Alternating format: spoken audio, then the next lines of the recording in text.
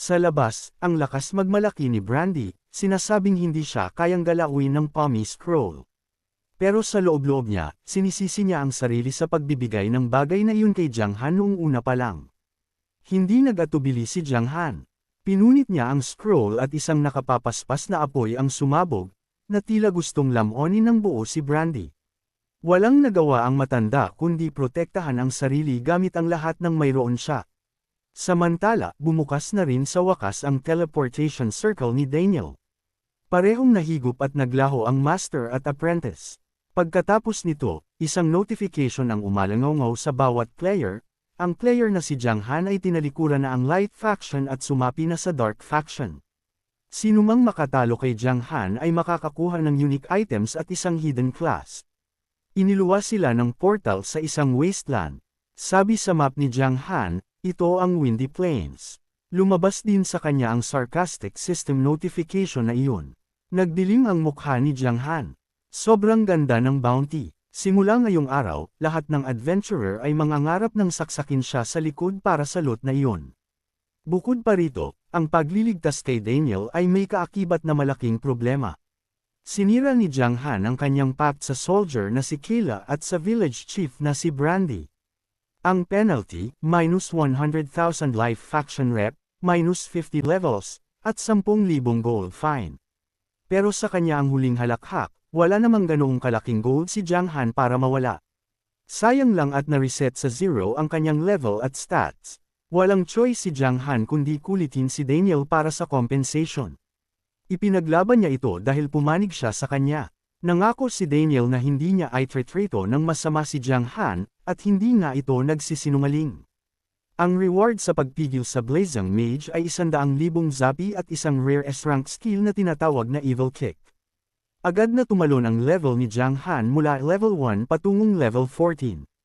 Tungkol naman sa skill, sa totoo lang, hindi naman special ang damage nito, pero hinahayaan ka nitong sip-a ng kalaban diretso sa mukha, na isang malaking dagok sa kanilang dignidad. Kaya naman, labag man sa loob ay tinanggap ni Jiang Han ang evil kick na ito. Nagmalaki pa si Daniel na isa itong long-lost skill. Nahanap niya ito habang ninanakawan ng puntod ng isang powerful guy. Sayang at isa siyang mage, kaya hindi niya ito magamit at itinago na lang hanggang sa maipasa kay Jiang Han. Ang evil kick ay matagal nang nawala, at maraming heavy hitters sa Dark Faction ang umaasang ituturo ito sa kanila ni Daniel. Alright, Master. Maganda yan, pero may iba pa ba? Tanong ni Jiang Han. Hindi pa ba sapat? Singgal ni Daniel. Huwag kang sakam. Sa tingin mo ba lugi ka sa pagpalit ng one-time used scroll para sa isang lost S-rank skill? Hindi naman lugi, pero gustong mag-level up ni Jiang Han ng mas mabilis. Mas kuripot si Daniel kaysa sa inakala niya dahil tumanggi na itong magbigay ng dagdag na gear o skills. Nagmamadali si Daniel na paalisin si Jiang Han doon dahil hindi kontrolado ng Dark Faction ang Windy Plains. Naglakad sila sa mga cliffs ng 1 oras hanggang sa marating ang wastelands. Huminto roon si Daniel, kailangan ng kanyang mga sugat ng 2 days of rest para gumaling. Binigyan niya si Jiang Han ng isang potion at sinabihan itong mag-grind ng levels dahil hindi naman gaanong malakas ang mga monsters sa wastelands. Nasalo ni Jiang Han ang bote. Isa itong healing potion na nagre-restore ng 500 happy per second. Isang self-improvement quest na may C-rank difficulty ang lumitaw mula kay Daniel, na agad namang tinanggap ni Jiang Han bago bumalik sa pag-grind ng mobs. Ang unang monster na nakasalubong ni Jiang Han ay isang ghost lizard. Isa itong level 18 common mob na may 20,000 happy. Nag-alangan sandali si Jiang Han. Mukhang malambot ang lizard na iyon, pero ang attack at defense stats nito ay mas mataas kaysa sa Wolf King na kinalaban niya noon. Pero sa bagay, ang power level ni Jiang Han ay nasa ibang league na ngayon kumpara dati. Basta't hindi siya mamob ng buong pack, magiging madali lang ito. At ito na rin ang perpektong oras para i-test drive ang bago niyang skill, ang Wicked Stomp. Sumugod si Jiang Han, gangkang a lizard na natutulog.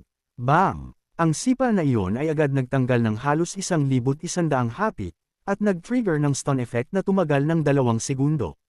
Agad niya itong sinundan ng kanyang active skill na Frenzied Slash. Sinulit ni Jiang Han ang 2 segundong iyon para sa max damage. Pero sa sandaling nawala ang stun, nag-berserk ang lizard at kinagat ang kanyang kanang binti, -400 happy sa isang hit lang. Masakit iyon, pero sa current stats niya, gasgas lang iyon. Itinarak ni Jiang Han ang kanyang espada, tinapos ang kalaban at nakakuha ng 500x. Pero ang ingay ay naka-aggro ng 3 o 4 pang lizards sa malapit. Sinimulan niya silang i-kite, pinapanatili ang distansya para hindi mapalibutan. Gumana ang strat na iyon. Pagkalipas ng ilang minuto, ubos ang buong mob. Biglang may lumitaw na window sa kanyang HUD pero hindi ito system notification. Isa itong DM mula kay Longtang ng Dragon Clan Guild na idinagdag niya bilang friend noon. Bro, sikat ka na ah. Pinag-uusapan ka sa lahat ng big forums, may hit na sa ulo mo. Walang paki si Jiang Han sa drama.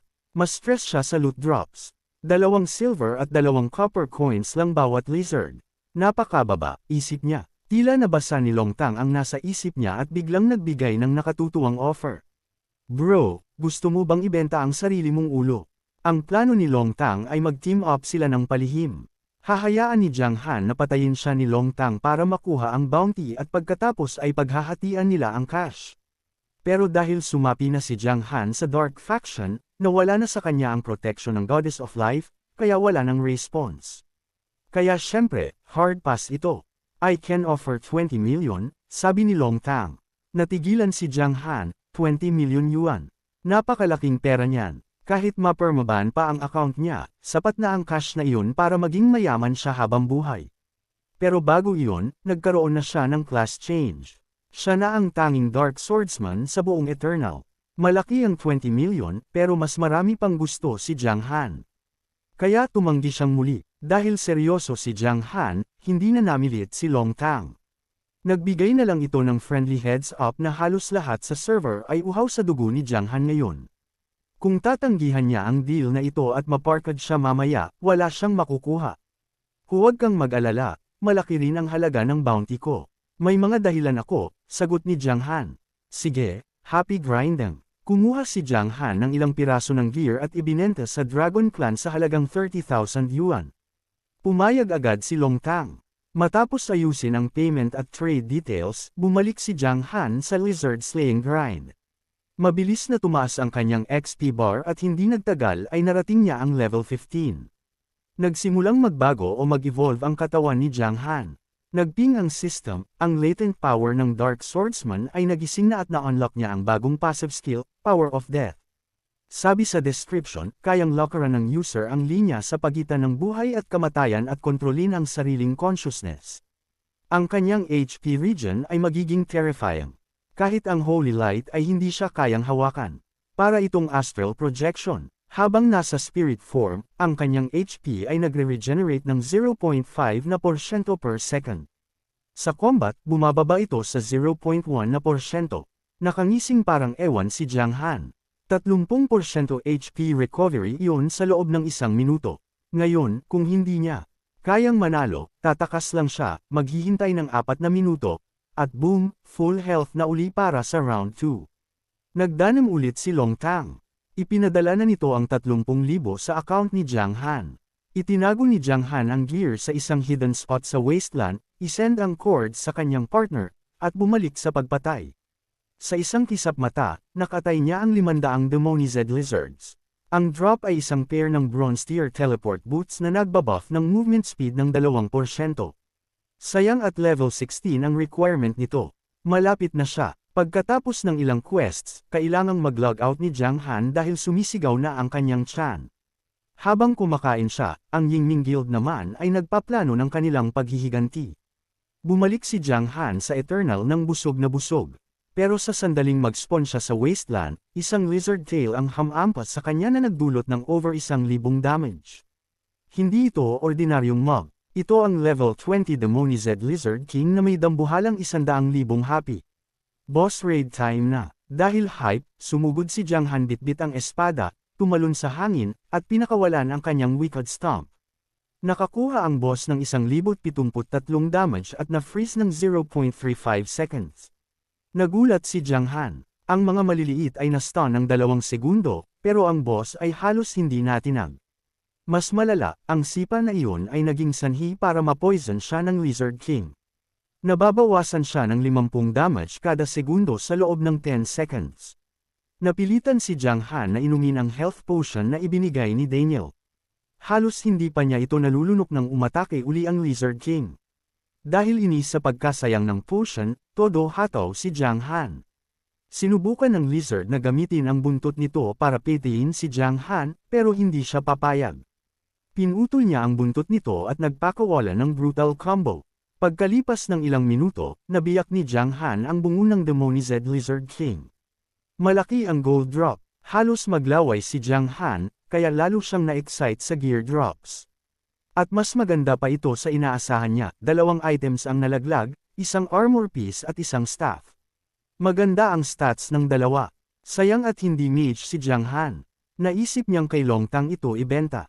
Noong una ay tumanggi si Longtang dahil level 20 ang gear at hindi pa magagamit ng kanyang guildies, pero pinilit siya ni Jiang Han na kakailanganin din nila ito kalaunan. Matapos ang tawaran, nag-offer si Longtang ng 50,000. Tinanggap agad ito ni Jiang Han. Parehong trade method, wire the cash first, pick up the loot later. Sa loob lang ng ilang araw, kumita na si Jiang Han ng 100,000. Napakalaki ng potential ng Eternal. Sigurado siyang magiging gold mine ito sa hinaharap. Anyway, may mga natitira pang lizards. Napagpasyahan ni Jiang Han na tapusin ang pag-farm para maabot ang level requirement para sa sandwalking boots. Dahil stack na ang gear niya, pwede na siyang magpahinga. Nag-log out si Jiang Han. O-order na sana siya ng takeout nang mag-text ang tropa niyang si Wang Kai para mag-barbecue. Si Wang Kai ang best bud niya noong college. Nagkakilala sila sa pag-all-nighter sa gaming. Mula noon, naging malapit na sila. Pagkikita nila, puro hype si Wang Kai, ang pagkain ay dahilan lang para makapag-usap. Ang totoong rason ay para alukan si Jiang Han ng bagong trabaho, ang maging pro gamer. Sa tingin ni Wang Kai, sa insane mechanics ni Jiang Han, sayang kung hindi siya mag-pro. At nagkataon pang nagtatrabaho siya sa Eternal Game Office. Pero tumanggi si Jiang Han. Inisip ni Wang Kai na baka natatakot si Jiang Han na pyramid scheme ito, kaya inisa-isa niya ang perks, malaking sahod, insurance, libreng pagkain, at tirahan. Dahil daldal ng daldal si Wang Kai, umamin na si Jiang Han, may sarili na siyang ginagawa. Sly dog. Kaya pala tanggi ka ng tanggi, nagsimula ka na pala. Napangiti lang si Jiang Han. Sumasabog ang Eternal ngayon. Ang simulation ay napakaganda, para na itong second world. Tinanong ni Wang Kai ang kanyang IGN para makapag-power level sila mamaya. Pero awkward na sinabi ni Jiang Han na kailangan muna itong itago. Buong server kaya ang naghahanap sa ulo niya. Kahit best bro niya si Wang Kai, mas mabuting manatiling tahimik para sigurado. Bakit ka umaarting misteryoso? Pinapatay ka ba sa game, ano? Hula ni Wang Kai. Patay. Hindi akalain ni Jiang Han na mahuhulaan ito. Todo deny si Jiang Han. Hindi na namilit si Wang Kai, pero may ibinahagi siyang secret, sa Eternal, kapag umabot sa certain level ang players, pwede silang pumasok sa isang secret realm. Ito ay may kinalaman sa adventurer talents. Ayaw ng mga devs ang umaasa lang sa swerte o RNG, kaya kailangang dumaan sa trial para malaman kung ang talent mo ay trash o god tier. Alam ito ni Wang Kai dahil nagtatrabaho siya roon. Matapos kumain at mag-usap, umuwi na sila. Pagka-uwi, nag-log-in agad si Jiang Han. Nagulat si Daniel na natapos niya agad ang quest. Sabik na si Jiang Han sa reward. Naging generous si Daniel, 25,000 zapi at isang silver tier storage ring. Umakyat si Jiang Han sa level 17. At ang singsing na iyon ay dinagdagan ang inventory niya ng 20 slots.